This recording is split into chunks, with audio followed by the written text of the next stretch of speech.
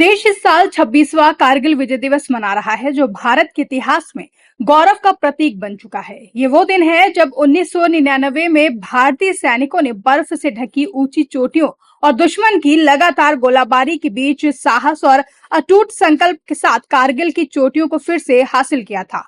मुख्यमंत्री पुष्कर सिंह धामी ने कारगिल विजय दिवस के अवसर पर भारतीय सेना के अदम्य साहस व शौर्य को नमन करते हुए देश के लिए अपने प्राण न्यौछावर करने वाले वीर शहीदों को श्रद्धांजलि अर्पित की है। बता दें, इस मौके पर उत्तराखंड के मुख्यमंत्री पुष्कर सिंह धामी ने शहीद जवानों को श्रद्धांजलि दी और उन्होंने कहा कि ये दिन महज किसी युद्ध में जीत का दिन नहीं है, बल्कि भारत के वीर सपूतों के शौर्य, बलिदान और राष्ट्र सेवा की शाश्वत गाथा है, जिसे कभी नहीं भुलाया जा सकता। हमारे में सबसे पहले तो आज कारगिल विजय दिवस के अवसर पर सभी कारगिल में अपना बलिदान देने वाले सभी वीर जवानों को नमन करता हूं, उनको श्रद्धांजलि अर्पित करता हूं। और हम ऐसे दिवस पर ये संकल्प लेते हैं, ये प्रण लेते हैं कि हमारे वीर जवानों ने जिन उद्देश्यों के लिए अपने प्राणों का बलिदान दिया, हम उनकी अपेक्षाओं के अनुरूप हमेशा काम करते रहेंगे, आगे बढ़ते रहेंगे। हमारे जवानों के परिवारों के लिए, पूर्व सैनिकों के कल्याण के लिए, उनके परिजनों के कल्याण के लिए, उनके उत्थान के लिए अनेक काम आज देश के अंदर आदरणीय प्रधानमंत्री नरेंद्र मोदी जी के नेतृत्व में लगातार निर्णय लिए जा रहे हैं। हमारी सरकार भी उत्तराखंड में, क्योंकि उत्तराखंड वैसे भी एक सैनिक बाहुल्य प्रदेश है और लगातार सैनिकों के उत्थान के लिए काम करना हमारा परम कर्तव्य है। उसी को ध्यान में रखते हुए हमारे जो वीर जवान थे, उनके बलिदानियों को मिलने वाली अनुग्रह राशि को हमने 10 लाख रुपए से बढ़ाकर 50 लाख रुपए किया है।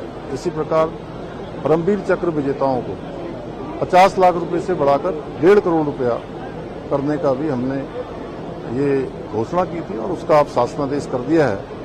इसी प्रकार आज जगह जगह पर हमारे सैनिक विश्राम गृह हैं, ACHS के केंद्र हैं, सैनिकों के कल्याण के लिए अनेक प्रकार के कार्यक्रम हम चला रहे हैं। आज हमने घोषणा करी है नैनीताल में और चमोली में ACHS और सैनिक विश्राम गृह बनाए जाएंगे।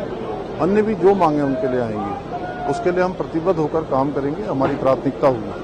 ये दिवस कि उस घड़ी के अंदर में अपने जाबाजों को, जिन्होंने हमको कारगिल कॉन्फ्लिक्ट के अंदर में विजय दिलाई थी, उनको नमन करने के लिए, ट्रिब्यूट्स करने के लिए और श्रद्धांजलि देने के लिए आज हमारे लिए जरूरी है कि हम सबक सीखें कि उन्होंने हमको किस प्रकार से, किस सुप्रीम सेक्रीफाइस से किया था।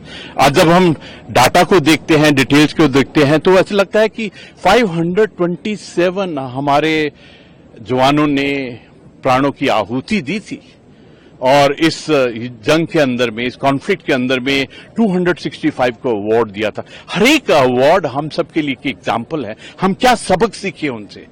हर एक जिन्होंने वीर गति प्राप्त की थी, हमारी जिम्मेवारी बनती है कि हम उनके परिवार को, जो वीर नारी हैं, उनके वीर परिवार हैं, उनके जो बच्चे हैं, उनकी किस प्रकार देखभाल करें। आज हम सबके लिए एक संकल्प लेने का दिन है और हमारे लिए ये भी सबक लेने का एक दिन है कि जो उन्होंने हमको उदाहरण दिया डेडिकेशन का, कमिटमेंट का, किस प्रकार से अपना कार्य करना चाहिए। अगर हम अपने आप को उस समय में ले जाते हैं तो देखते हैं कि वो बहुत विपरीत स्थितियां थी, very difficult environment was there.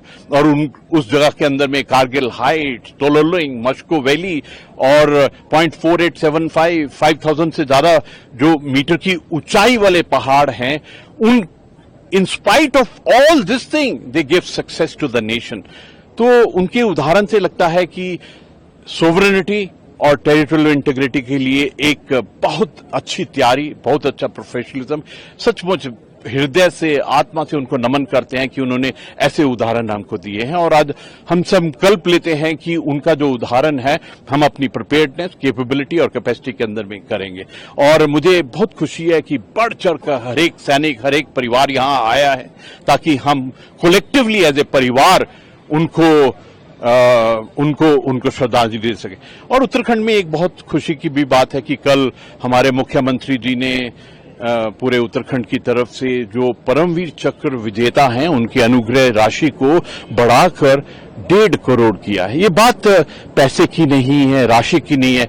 ये बताता है कि उत्तराखंड देवभूमि और वीर भूमि की आत्मा के अंदर में हमारे जाबाजों के लिए क्या प्यार और क्या आदर और सत्कार है।